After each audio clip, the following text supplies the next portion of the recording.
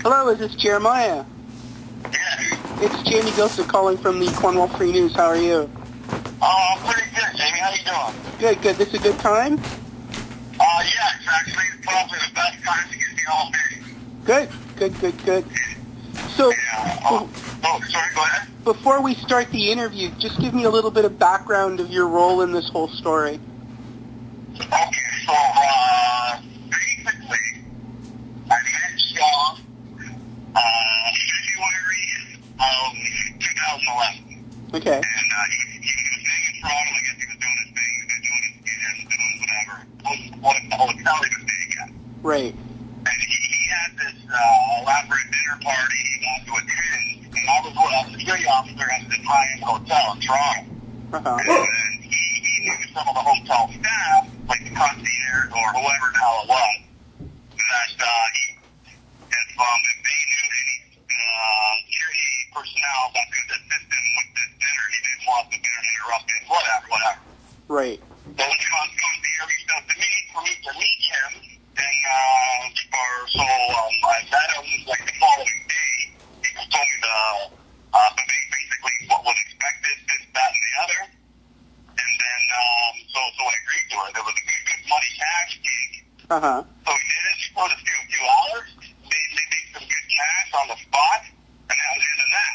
And obviously, with the conversation, he knew I was employed for the hotel, so I seen him the following day on shift, and this, that, and the other. He wanted to hire me again, or he went shopping. You know, he went to the eating center, which I'm sure you're aware, so like the biggest malls out in North America or whatever. Yeah. And so he just wanted to get him buying some high-end jewelry. And he had a driver. I wasn't even the driver, so he had a driver also. So I was just escort him through the jewelry store. The merchandise he paid for in cash, I brought up the truck kind of thing. I made sure nobody got get out and that kind of thing. Right. And then it escalated from there as far as hired me to go to special hockey games with him because, he was well known and people might try to get at him or whatever he's a bodyguard for. Uh-huh. So basically that was that. And then, we got talking, we had a couple lunches, as I was working, and then he started the whole spiel about potentially investing within his business, his family business, this, that, and the other. Your money will be doubled within a few months, this and that and the other. So you not only worked for him, you invested with him. Yes, absolutely. That was the main reason why I'm following through. And he kept in touch with the guy. If I worked for a guy who disappears, I don't give a shit as long as I'm paid out. Yeah. But I ended up investing with this guy. Wow. So yeah. So, like a working stiff like me, it's just an opportunity. And like I said, this guy, the flash cars, the big dinners, photos, courtside seats at the drama center, $1,500 seats, man. Mm-hmm. So there's no reason why you would think, and I asked around some of the local hotels in Toronto where he stayed in the past, and, everybody said, yes, we met him, he stayed here, great guy, this and that. He's into this, family business, lawyer, real estate, all this kind of shit. So, I did my due diligence, so to speak. And then, I ended up trusting this guy. So how much did he end up taking you for?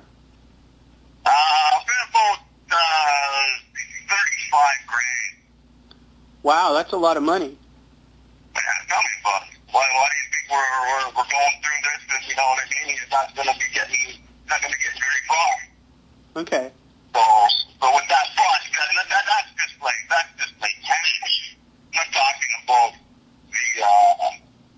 I'm incorporating, after all this, it turned out that my hotel paid me on my days off with this guy, and then they didn't like it too much, so they incorporated a policy, you know what I mean? Because I've done that in the past with, usually, Hollywood people, uh-huh. Five parties, whatever, they hire me, I, go take them around the city, whatever, yeah. Right. So they go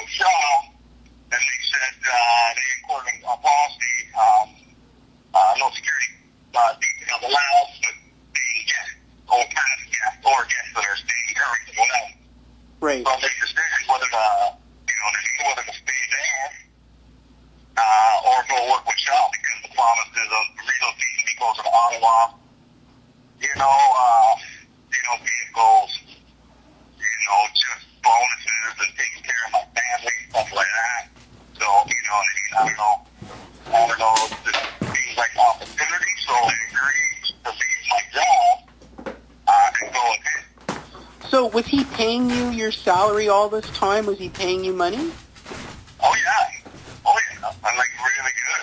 Really good wage, too. Okay. Like a lot of times he was paying me before we stayed. We stayed in a different high-end hotel in Toronto.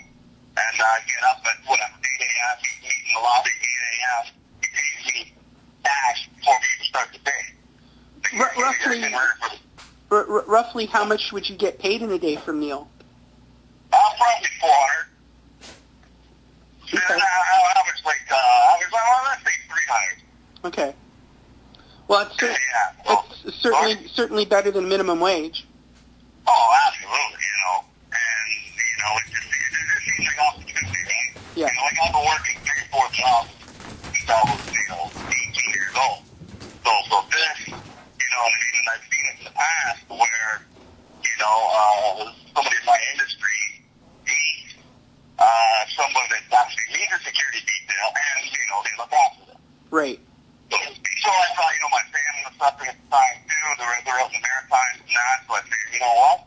This is it. This is a good opportunity for me to, finally take care of them, take care of myself, and, have some of the cool, he had connections with these car manufacturers, so brand new this, brand new that. I'm a motorcycle guy, that was nice to garage my bike and stuff, so it's like, yeah, you get kind of caught up in that too, right? So how long did you work for Neil before you grew suspicious or realized that it was not exactly what you were expecting? Well, it's probably I'd say 6 months. Okay. But it wasn't even, but after 4 months, that's when he disappeared. That's when the stories of his mother, who suffered from cancer, finally passed away. So he was in the fucking mountains of PG or whatever kind of bullshit story it was. I think it was PG. Mm-hmm. And, the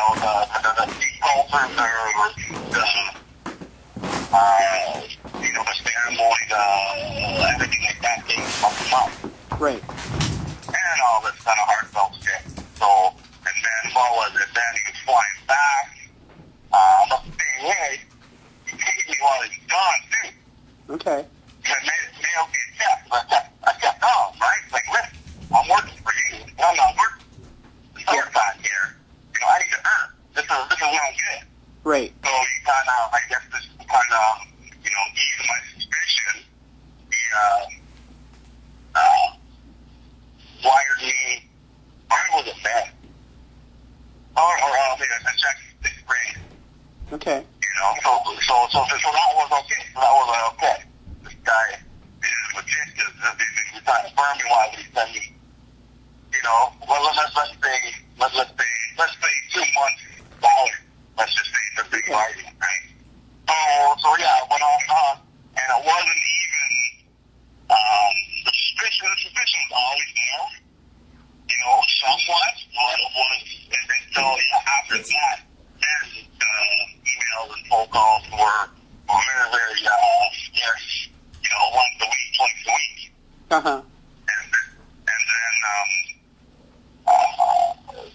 I had some personal issues going on here. A good friend of mine was actually godly cancer. It was a really rough time.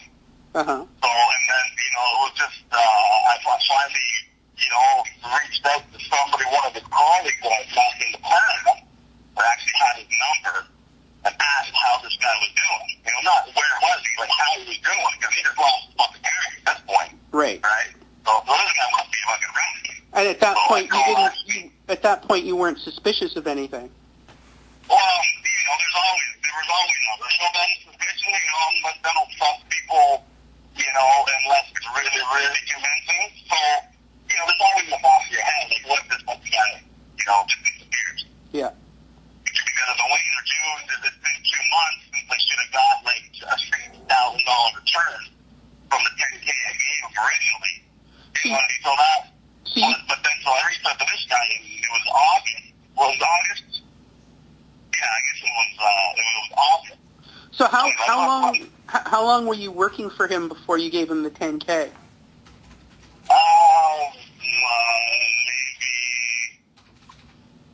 2 months. Okay. And yeah, something like that. You were taking. Sorry. And thinking back, what was it about Neil that inspired you to give him your 10K? Well, it was just a matter of just the way he talked. You know what I mean? We got along like he was just like a guy. Yeah. You know, like Tom brought his background. You know what I mean? Yeah. The jewelry, the high. I mean, these kind of big stuff all the time. Right. You know, and then they're usually very standoffish type of thing, right? Right. So, but with this guy, because he's a big hockey guy, and I'm a hockey guy. Mm-hmm. Right? So, like, all that hockey memorabilia, we went there, so we were kind of there. It didn't seem like a lot of times that I was working for him. Like, I'm his fucking body guy, we were there as a buddy. That we just got our allowance and we're shopping for hockey gear, you know? So it was like, we developed a relationship like that. Right. So, and then, you know, just kind of like, his family, and it's sort of smaller, wealthy, you know, all this, you know, we Google his name and that kind of stuff, and it's like, okay, well, this is for real. Mm-hmm. Yeah, and, so when does it officially go bad? When do you and Neil fall out? What exactly happened? After we got picked up. Okay. That's when I called this guy in, like my dear friend just passed away, lost his battle with cancer, and I was fucking nuts. And then I just said, okay, I gotta find this guy, one way or another. And then I started calling around and got a hold of this one guy and asked, you know, how he was doing, where he was at, and then he told me, you know, that's great, he got picked up. He's the biggest fucking liar, you know, this, that, and the other. And we had now, and then I just Google his name. Sure enough, I Google his name and see the articles. I guess it was the Ottawa State Records time. Now, one of the other victims was saying that you spearheaded or you led, I'm trying to think of the right term, but you really wanted the police to nail this guy. Oh, yeah. Well, what from, he was already picked up. Right. But you... like, what, as far as now? Well, you just attended the bail hearing, right? Right. And that was in Ottawa. This one was in Kingston. Okay. I attended a different hearing in Ottawa last month, or 2 months back. Okay. That was the, whatever hearing that was. The conditions upon his release. You know, you got to pay back his dope within 5 years after his release. Whatever that hearing was, anyway. Now, the one that, which is the meeting that, the parole hearing that just occurred recently, that the other victim called up about? That was the parole hearing where he applied for day parole. Right, and that was when and where? That was in Kingston. Okay. Joyceville minimum. And shit, I got it down on my calendar. I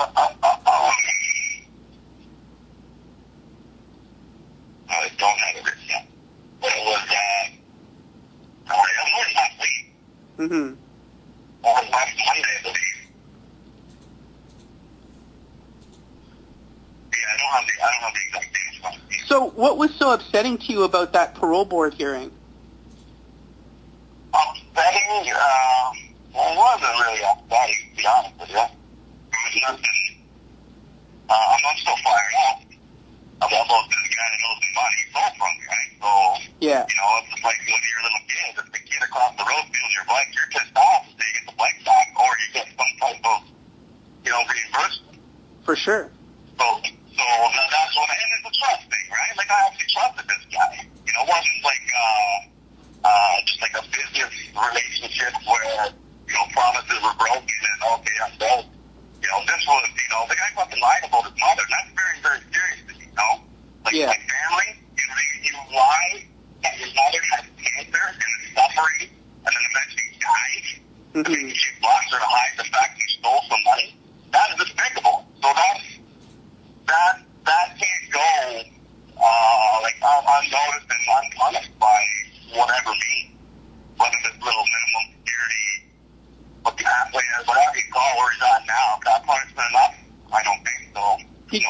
Did you get... getting another victim. So, sorry? Have you received any of your monies back yet? Oh, yeah, $1,700. This was a couple months ago. The court, I guess when they finally got him,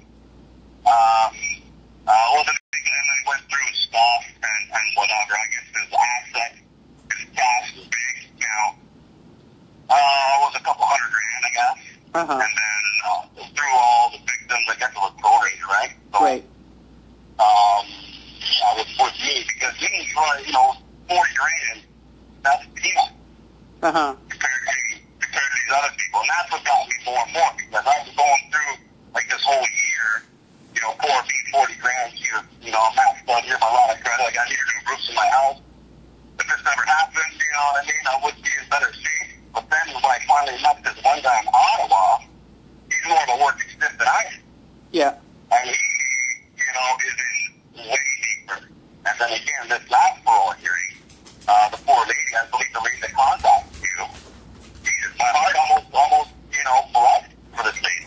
Yeah, she claims that they've lost their house, they lost their retirement funds. And Oh, yeah. there was also apparently a speaker at that parole board hearing meeting on behalf of Neil. Yeah, what, gee? That's what I want to do, and that's what I'm going to do, one way or another. Expose this asshole for standing behind this piece of garbage shop. Like, with a blatant disregard for the victims in his own community. Come on, man. That's a PR nightmare for these guys. So, Well, I don't understand how that's not exposed already. Can you just describe or share a little bit about what you saw, what exactly was said and done? Okay, well, I didn't see, because I don't know if you were, informed that we were sitting at the back as far as the victims, so we just seen the back of their head, right? There was no eye contact at all. Right. So it's a big white guy balls, well, I don't know, probably early 60s. Well, how would you know it was a police chief? Well, because there was some information that was leaked outside, and then at the end of the year, he introduced himself as, oh shit, I got it written down here. I think we're just going through this stuff right now. Before you college. Yeah. Dan Parkinson? Uh-huh. Yeah, he introduced himself as Dan Parkinson, Chief of Police, Cornwall. Or something along those lines. But he wasn't in uniform. Wasn't he just... No. But plain blue suit. Right. And I guess apparently that's what it is. Like, he didn't have to let the board know who exactly he was. You know, like his title or special occupation, whatever, relationship. But he did. Do you think he has a right to do that? Like, if he's off duty and he's a friend of the family? Oh, for sure. Absolutely. He's got the right to do whatever the hell he wants. But you don't think that's going to go unnoticed? Like, I'm in Toronto, right? So anything any of these public figures do is in the fucking headline. Right. We had one man big hands with an organized a motorcycle club member, and it was front page of news for a week. Right. You know, this is a smaller community, and with these poor victims, this guy is supposed to be the leader of the protectors for these people, and then he's up there saying how stand-up guy is, second chances, he made a mistake. Character my ass. You know, if you were to listen to this song, it's all just bullshit. You know, just everything that he said to the board, and the board, obviously, they're intelligent men. They went right through this guy again. So, that's the main reason why he was denied. So, to have somebody like that, like, it's not enough writing a letter, I would think, like, some type of letter recommendation, but to actually come out, I see it as almost like throwing it in the victim's faces of that community. I couldn't chance that, you know, he might be a scumbag himself, I don't know. I don't know him from a hole in the ground, right? But, you're in that position. What kind of protection, you know, I don't know what, it just doesn't fit well. It's kind of hard to explain. No, I'm hearing you a little bit. Yeah. Were there any other people that spoke on behalf of Mr. Shaw? No. No, the only other people in attendance were his parents. I found out afterwards they were going to figure it out if it wasn't his fault, and I guess they're Okay. I didn't get it, but they did make eye contact.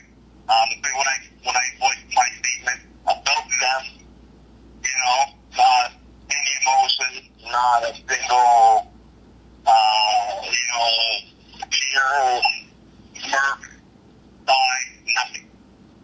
So that is what I wasn't really expecting a whole lot, but, you know, so it doesn't seem like there's any sympathy from them towards the victim's life. Right. Does that bother you? A little bit, yeah, for sure. You know, especially how they put themselves out, like members of the community giving the less fortune, this, that, and the other. You know, man, I guess this guy was man of the year, something like that in Ottawa. Uh-huh. That's all fine. He's a family doctor, so obviously he cares for people. And then to listen to these stories, and you don't even have to listen to the story. You see these people's feet, you know, like the other victims. So what You know, what triggered you to go all the way from Toronto to Kingston for the parole hearing? just I need to get involved. I can't just let stuff slide, you know. So I want to be involved. I want to keep track. I want to keep track of what's going on and how it's being treated. And if I didn't go and this guy did get granted parole, it would be tough for me to look myself in the mirror. Right. Right? So the little I can do, and especially for meeting these other victims. Now, I'm in a different boat. I'm not a hot head. I'm a little spoken, you know, and I've known him on a social level as opposed to like a business. So if I got to be the voice, if I got to be, you know, the knucklehead to stir the plot and to piss off the Cornwall Police Department and whatever, I got no problem with that. You know, I got no fear. Are you willing to go public and on the record with what you're talking about? Absolutely. Okay. That was my plan. Because the one lady, you know what? I don't remember the name. Well, don't mention. Please don't mention her name on here because we're protecting her anonymity at this point. Okay. So anyway, the victim that resides in Cornwall, Mm-hmm. she mentioned to me that there could be an issue of the Cornwall, whatever the main newspaper is in your town, not touching this story because of the fact that they're all related and they want to rub each other's or whatever the case is. Well, we know there are some issues with some of the other media in covering stories, but we actually are the largest newspaper. We have the most viewers, so. Excellent. Yeah, we are going to write about this story. We were just waiting to speak to more of the victims and get more information, and of course we had to ask the chief, you know, to confirm certain things, which he did respond. Right. So we'll be able to write about that. He did respond. He did respond. I can't say what he responded to right now because of confidentiality, but he was very forthwith.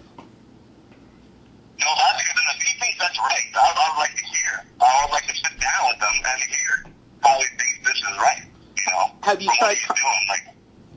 Sorry? Have you tried contacting him, or did you speak to him after the hearing? No.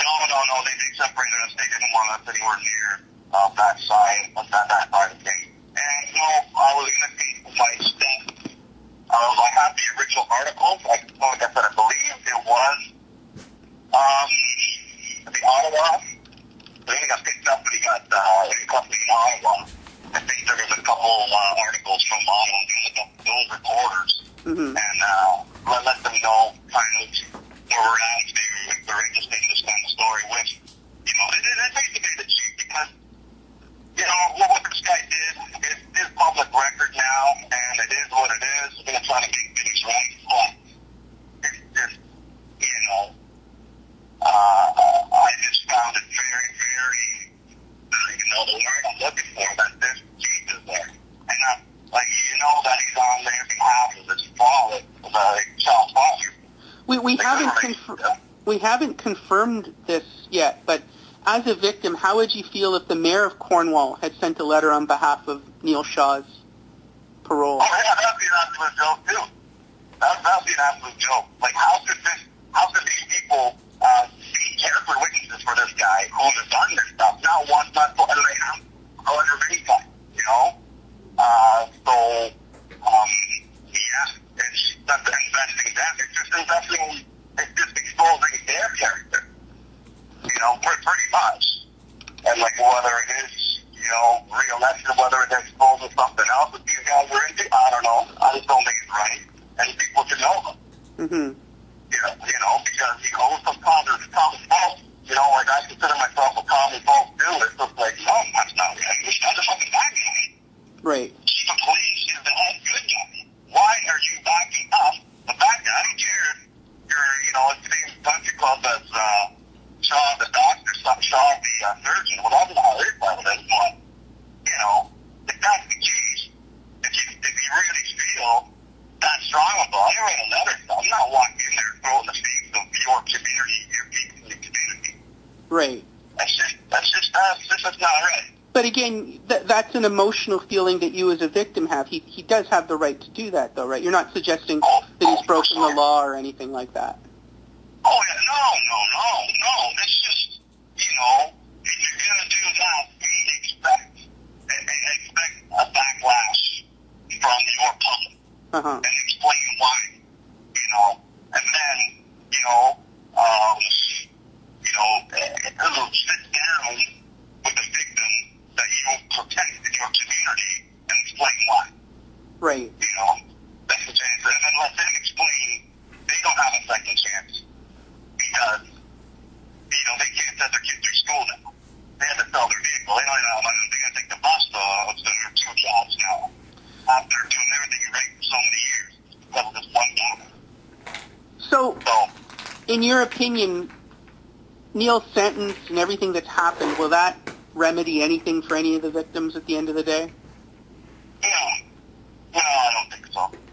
No, because like I said, where he's at right now, it's just like, it's almost, I want to say country club, but it's minimum, right? Right. And it's just other scumbags in there like that. He's had enough freedom to sit there, you know, in the yard, and he's just planning his next kind of bullshit scheme or filling these other guys in, you know, sharing, you know, lies. And, you know, because the first time I heard him in the last, 2 years, this guy has a list of me, you know, with just you know, he's an intelligent guy, educated guy. So, with just the way he speaks, the way he comes across, you know, I can just imagine his other inmates, people in there, they gotta listen to this guy. So, it's just punishment, yeah, that he can't get to other people, which is somewhat satisfying, but, you know, is he really, you know, on a chain gang on the side of the 401 picking up garbage and roadkill and stuff? Like, as far as the work stuff they do in the movies and they do in the southern states, yeah. So, when you realize that most likely you and your fellow victims are never going to see a return close to what you've lost, how does that make you feel? Yeah, pretty shitty. There's no doubt.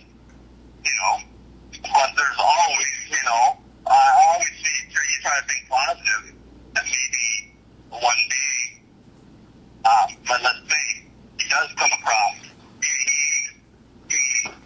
whatever, he hears a bunch of money. Right.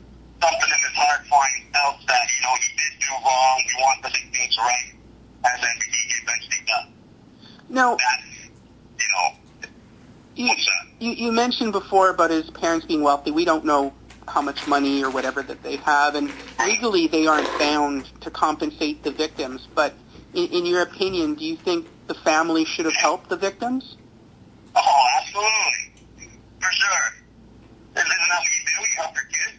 Right. Right? And if this guy does have some kind of mental illness, some type of thing, let's get him treatment, but at the same time, you know, save him from, you know, doing the time, and a little bit of, you know, a little bit of self, I don't know what I'm looking for, but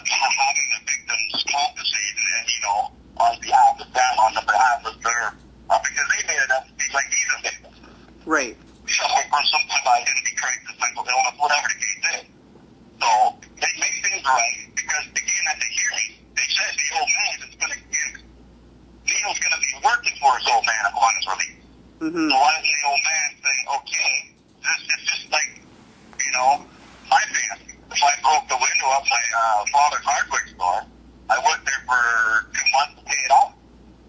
You know, you pay for the new window, I'm not going to work it off.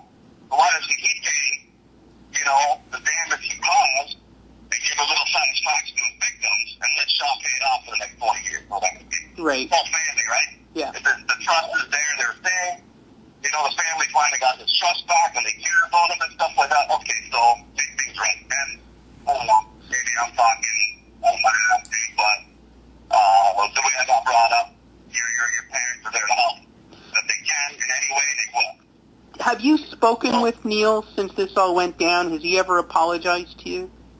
No. First time I seen him was in Ottawa. Was at the hearing last month. Or I guess it might have been 2 months ago. In the courthouse in Ottawa.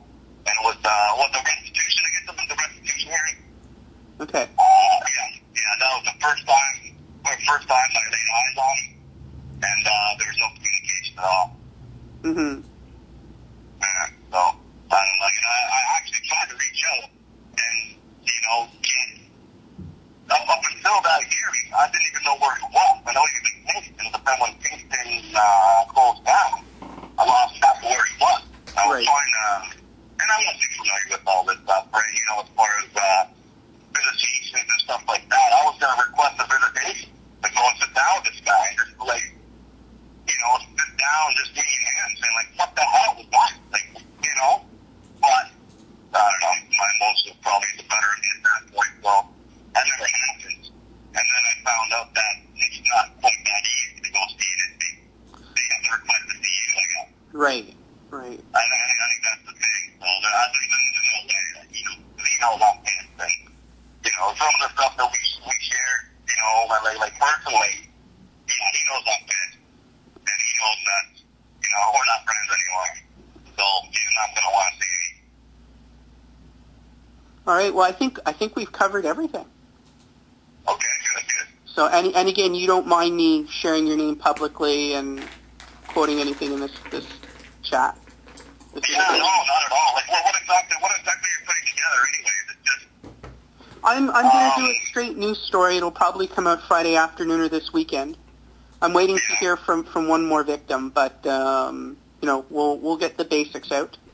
And you'll be the only you're the only victim so far willing to go on the record. So at least we have one willing to go on the record. Yeah. So like, how does that now is that from the public?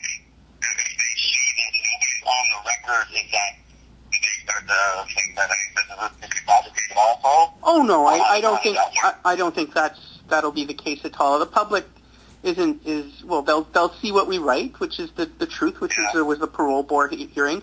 The chief has confirmed that he attended and spoke on Neil's behalf. So Did you have him? Is he quoted in your article? I will be quoting the chief. Yes. Okay, good. And then I'm just curious. Like I said, you know, this man, I don't know this man. I don't.